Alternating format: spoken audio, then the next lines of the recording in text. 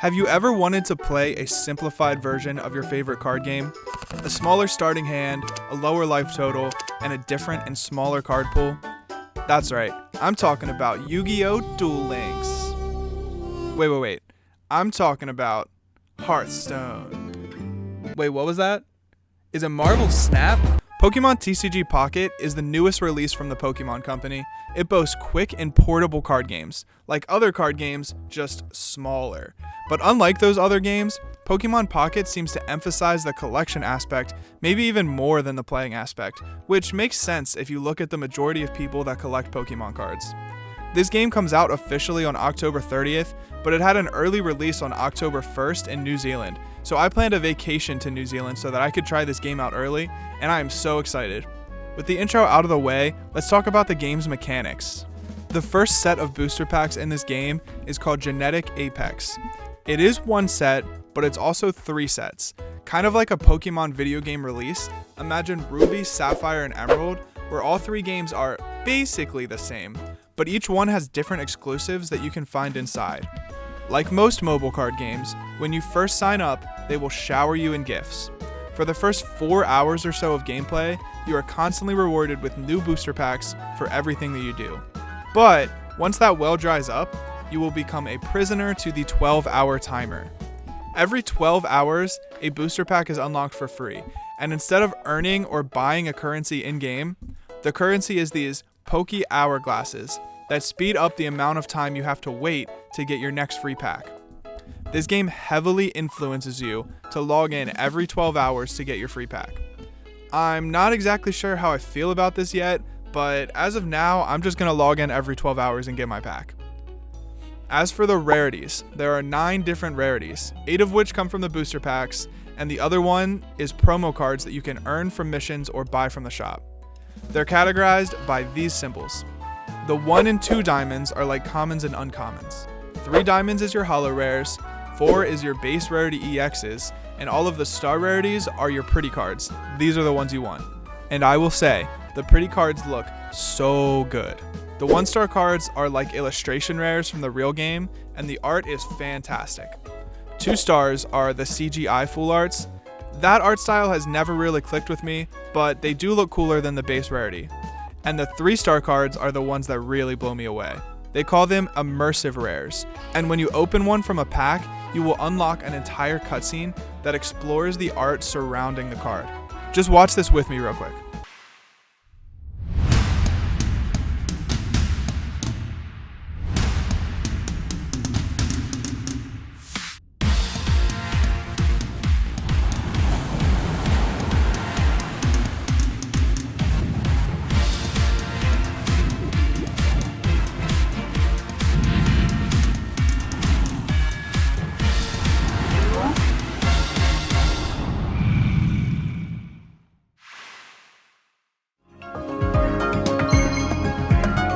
The immersive rares are not the highest rarity in the game, but in my opinion, these are the cards you want to get, and they are so exciting to open.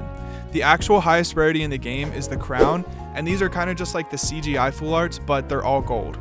If you look hard enough, there is a tab that shows you the actual pull rates for every card in the game. I believe they have to show you this because of some law about gacha games. I'm not going to sit here and go over the entire chart, but just to give you an idea, the immersive art rares have a 0.222% chance of being pulled, which is 1 out of 450 packs. And the gold crown rares have a 0.04% chance of being pulled, which is 1 out of 2,500 packs. So these cards are pretty hard to get a hold of. But once you get them, what can you do with them? Well, you can play them in your decks, of course, assuming that they are any good. But in the case you pull a really pretty card that isn't good, you can actually put together collection binders to show off to your friends or even just to the randoms that may be looking at your account, which is definitely one thing I have never seen another gacha card game let you do, and it's one of the reasons why I say this game focuses just as much, if not more, on the collection aspect more than the playing aspect. But for me personally, I was more interested in the way the actual card game plays, so let's talk about that for a bit. When you think of the Pokemon card game, what do you think of? I think of a chill and laid-back card game that's accessible to anyone, even the Fortnite iPad babies. Hey nature! I only like skibberty Simple, but fun mechanics, easy to learn and hard to master. Alright, we'll take that and make it even more simple. You start with 5 cards in hand instead of 7. You start with 3 prizes instead of 6. All the numbers are smaller, like your hand size and your prizes, but also health and damage is smaller, and as of now, for set 1, the cards are more simple too. Prize cards are gone in this game, and in their place you have prize points, which I think is a brilliant inclusion, because prizing your key cards in a 20 card deck would add a level of RNG to this game that nobody wants. But the biggest change here is to the energy system. Energy cards are gone now. Instead, you have 1 energy randomly generated from your color pool that you can manually attach once per turn. It's not in your hand, it's just kinda there off to the side. Any card that ramps energy just pulls it from the void. So basically, you have access to infinite energy always, but you still abide by the 1 per turn unless a card says so mechanic. By removing prize cards and energy cards from the game, it is much more streamlined and straightforward, and there is very little RNG compared to the normal Pokemon card game. So decks inherently should be more consistent, which is good for a fast-paced game.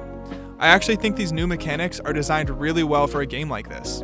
And now that we've talked about the packs, the collecting, and the gameplay, let's talk about the meta.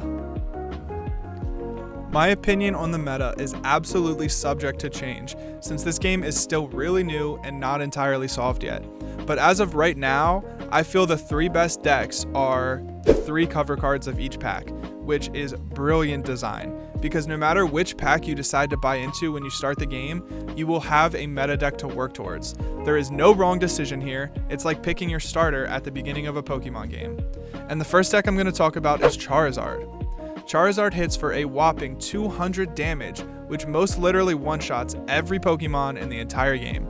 There are no effects that give you extra health. If you use his attack, you will be one-shotting anything your opponent has in the active 100% of the time.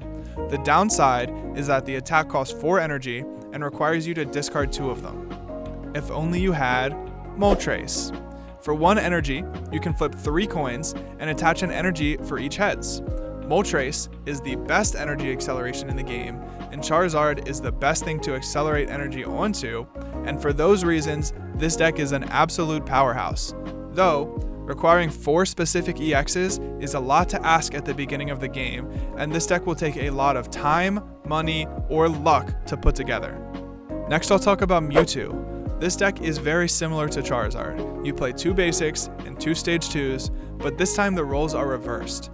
The basic is going to be your attacker here, and the stage 2 is going to be your ramp card, instead of the other way around like Charizard. Gardevoir lets you play 1 extra energy per turn. There is no coin flips involved, and unlike Zard, if your stage 2 line doesn't come together, the deck will still work, just a turn or 2 slower. These 2 decks are very similar, but Zard has a higher damage ceiling, and Mewtwo is more consistent. He doesn't one-shot everything in the game, but his attack certainly packs a punch at 150. And next is the Pikachu deck. Pikachu is a basic EX attacker. For 2 energy, he can do up to 90 damage if you're fully set up. Since the energy cost is so low to the ground, you don't have to play any energy acceleration. You can just manual attach and get going. The problem with the Pikachu deck is the rest of the Pokemon in your deck don't really matter very much. Their job is just to fill up the bench and power up his attack. The strongest card to fill up your bench with is Zapdos EX, since he can also be a good attacker if you can't find your Pikachu. But since you don't actually need Zapdos, this is the cheapest meta deck to build, since it's just 2 EXs and no holo rares are necessary. This is probably the best option for free-to-play players that just want to get gaming as quickly as possible. There are more decks that are playable outside of these 3, which I will talk about in a bit, but first let's cover the supporters and the items. The staple supporters in this game are Sabrina, Giovanni, and Professor Oak. Professor Oak should be in every single deck, no question. It is the only card in the game currently that allows you to draw cards, and crafting these from the shop is a must before you build any deck. Sabrina will fit into the majority of decks. It's kind of like a boss orders if you ordered it off Temu. Your opponent is forced to switch Pokemon, but unlike boss orders, they pick instead of you. This card can absolutely checkmate your opponent sometimes, but it is very situational. And last and probably least is Giovanni. Like a plus power, this card gives your attacking Pokemon 10 extra damage. Decks like Charizard will not need to play this card because they do enough damage anyway, but for other decks this can clean up the numbers and take the pivotal knockout to win the game. More of the gym leaders have supporter cards as well, but unfortunately most of them are not good, so I would just like to talk about these two. The first one is Erica. Erica's Venusaur is a really interesting deck. Venusaur's attack is slow to get going, but once it gets going, it's really hard to stop. 4 energy for 100 damage and a heal 30. It may not sound like much, but once you combine heal 30 with heal 50 from Erica and you slap a potion on top of it, Venusaur can basically heal the entire attack from last turn every turn, and if you get this guy going, you will probably win the game, outside of a specific matchup. Charizard is the only card in the game that can take down a Venusaur in one attack, and for those reasons, this matchup is straight up unwinnable. You will lose to Charizard every time, unless the deck just doesn't work. And Charizard is the reason that Venusaur is being held back, but I still think this is a really cool and fun pick. Next we got Misty. She lets you flip a coin until you get tails, and for every heads you can ramp a water energy onto a water Pokemon. And this deck is very cool too. And lastly, let's talk about the item cards. All of these are available in the store so you can start the game with them. You got Pokeball. Pokeball, like Oak, is an absolute tool in every single deck. It grabs a random basic from your deck, a mechanic that only works in a virtual card game and makes no sense in paper. It is currently the only search card in the game, and I'm sure it will see lots of play for sets to come. X-Speed is currently our form of switch in this game. We don't have an actual switch card, but X-Speed allows you to retreat for 1 less cost. It may not sound like much, but with the pace of this game currently, I promise you it is very relevant and it will see play in most decks. Potion allows it to heal 20 damage from any Pokemon, and cleaning up numbers and turning a 2-shot into a 3-shot is incredibly valuable. And lastly, we have Red Card, which allows you to shuffle your opponent's hand into their deck and they draw 3 new cards. If they open 5 cards and only play 1 Pokemon, you can assume the rest of their hand is either trainer cards or evolution Pokemon, so shuffling those 4 cards back into the deck and replacing them with 3 random is a very powerful effect that will see a lot of play. There is 2 more item cards in this game, though I think they're really bad. They do have some synergies with the other item cards, so if your deck is really low maintenance and you have extra room for them, there is an argument to be made for playing them. Hand Scope allows you to look at your opponent's hand. It is a very weak effect in this game, but it has a synergy with Red Card. Let's say you're in a game state where you lose to Sabrina or Giovanni on the next turn. You can peek at the hand, and if you see the card that you lose to, you use your red card and get rid of it, and if you don't see the card you lose to, you let them keep their hand. And the last item card is Pokédex. It says, look at the top 3 cards of your deck and put them back. You don't get to change the order, you don't get to draw one of them. This is just a trash card in my opinion, although one thing you can do is take a peek, decide if the cards are what you want or not. If you don't want them, you use Pokeball to shuffle your deck. You can shuffle your deck even if you don't have a target, and if you do want the cards, you just leave them. I think Pokédex is the last card that you should add to any deck, but with such a small card pool, I could see it making the cut for some deck, maybe.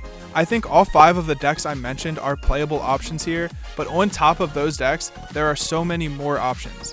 While they may not be as good as the aforementioned deck, you could play Marowak and Diglett and live and die by your coin flips.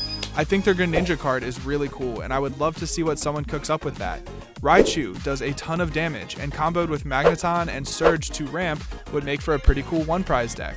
Gengar is really sweet, though I think it's currently too slow, and supporters are not strong enough right now to warrant building Gengar, but in the future, we might get Rare Candy, and supporters will be better then, and Gengar will be a good deck one day. Honestly, in a game like this, just build whatever you want or whatever you pull, and have fun. Which brings me to the last portion of the video, my personal experience. So I know I mentioned this earlier, but when you first sign up for the game, you get tons of free packs. So my first 2 hours that I spent in this game was basically just exploring the menus and learning what all you can do, and opening packs.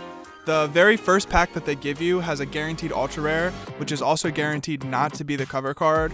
The one that I pulled is this Marowak EX. Oh, and I forgot to talk about this earlier, but there's a mechanic called Wonder Picks. Wonder Picks are basically like you get one random card from a pack that someone else opened somewhere in the world, and the first time you do a Wonder Pick, it is rigged to give you an illustration rare starter. I got the Bulbasaur. And those are all the guaranteed pulls in the game. After this, you're kind of just on your own. I didn't know anything about the actual meta at the time, but I decided to go for the Mewtwo pack and just see what happens. My first good pull was this Golbat. Ooh. I thought the art was super sick, but once I started playing, I realized that the Golbat is unfortunately not a very good card. My next pull was this Weezing. Ooh, shiny card. And this one is actually pretty good, and the art is sick. But my third pull was my favorite one yet. Cubone! Last pack. Okay, so I can build the Marowak now. And a second Marowak? So with 2 Marowak EX, I figured that should be the first deck that I go to build. I played the Marowak line as a boss Pokemon for the deck, and I played a bunch of little guys that can attack for just 1 energy, like this Hitmonchan and this Farfetch'd. I think Farfetch'd is actually a really good Pokemon to use for the beginning of the game, like for the solo missions, and it works in every deck because it attacks for a colorless energy. So I took the deck to the solo missions to try and earn some more packs, and it was actually working really well. I was soaring through those solo missions. After clearing all the beginner missions, I went back to the store, and this time I pulled something really nice. Yo, no way. What? So in case it wasn't obvious, Mewtwo is the meta deck that I was working towards, and the only vital card that I was missing was the Hollow Gardevoir, which somehow I still did not have a single copy of. But I wanted it bad, so I went back and cleared all the intermediate solo missions and all of the hard mode. I think they're called advanced, all of the advanced solo missions. From those packs, I pulled this badass full art Giovanni and an Articuno EX, which is a pretty mean deck too once I finished with Mewtwo. So the Giovanni immediately went into my deck, and I went back for the expert tier solo missions. Now the expert tier is actually pretty interesting because they basically put you against full-on meta decks. If I had Mewtwo ready, I'm sure I would have wiped the floor with them, but I didn't, and I will admit that I actually lost to the Pikachu deck. So opening the packs that I got from those missions, I did not pull a Gardevoir. Wow, a third one. Unfortunately, that is the last of the packs that they give you for free, and at that point you just have to either spend money or wait for your 12-hour timers. I decided it was time to try playing online some, even though I still had to play Marowak and Mewtwo wasn't done. Marowak was great for the solo missions, but online it did not really keep up. So I went to open my pack for the day from the 12-hour timer, and yeah, somehow I pulled 2 of the 1 out of 450 packs Mewtwo before I'd even gotten a single copy of this holo rare. I know it's super lucky, and I'm not allowed to complain about pulling 2 of the super rare Mewtwo, but I just wanted to be able to play online. Honestly, I'm only getting 2 packs a day at this point, so I was ready to just start working on this video without completing the Mewtwo deck. But when all hope was gone, I ended up getting it. I crafted the other one, and I put together my new deck. So that was my first few days with Pokemon Pocket. Mewtwo has been dominating online, which has been fun, and I'm just 2 Misties away from building an Articuno deck, and 2 Ericas away from building a Venusaur deck. And I'm really excited to get those decks together and have multiple decks to play, which I think that bodes well for my opinions on this game, the fact that I'm so excited. The game is super accessible. I think it will do a great job at getting new players into the real card game, which is, I'm sure, what they were going for. And it's a pretty fun, casual experience for players that already play the real card game. I know trading will be implemented at some point. I'm looking forward to that. I'm not sure how that's going to work. Maybe it'll be kind of like Pokemon Go, where it costs a lot of currency to do the trade, or you can do it in person, like with someone that's local to you for free. I think that would add a cool social element to the game, so I would like that.